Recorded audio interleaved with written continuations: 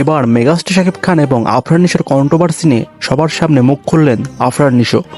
সাংবাদিকদের সামনে আজ তিনি বলেন, আমি তাণ্ডব সিনেমা নিয়ে কোনো কন্ট্রোভার্সিতে যেতে চাই না, কারণ আমি জানি তাণ্ডব সিনেমাতে আমার গুরুত্ব কতটুকু। ডিরেক্টর রায়হান রাফি আমাকে জানেন, এই জন্য আমাকে তিনি তাণ্ডব সিনেমাতে নিয়েছেন, না হলে তিনি আমাকে তাণ্ডব সিনেমাতে কখনোই নিতেন না।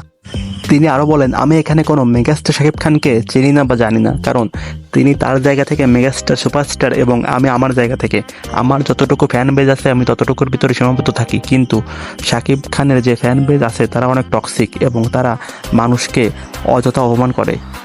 আফরান নিশো আরও বলেন যে আমি নিজে থেকে এই সিনেমাতে আসতে চাইনি, রায়হান রাফি জোর করছে বলেই আমি এই সিনেমাতে আসছি, কারণ এই সিনেমাতে আমার একটা এমন রোল রয়েছে যেটা সবার ভালো লাগবে এবং এই সিনেমার জন্য অনেক গুরুত্বপূর্ণ ভূমিকা পালন করবে।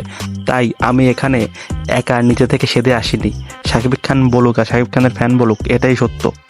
শেষ পর্যায়ে আফরান নিশো বলেন, আমি এই কাজটি করছি শুধু একটা রিকোয়েস্টের কারণে, কারণ আমার যে ধরনের ক্যারেক্টারগুলো আমি প্লে করি সে ধরনের ক্যারেক্টার এই মুভিতে নেই।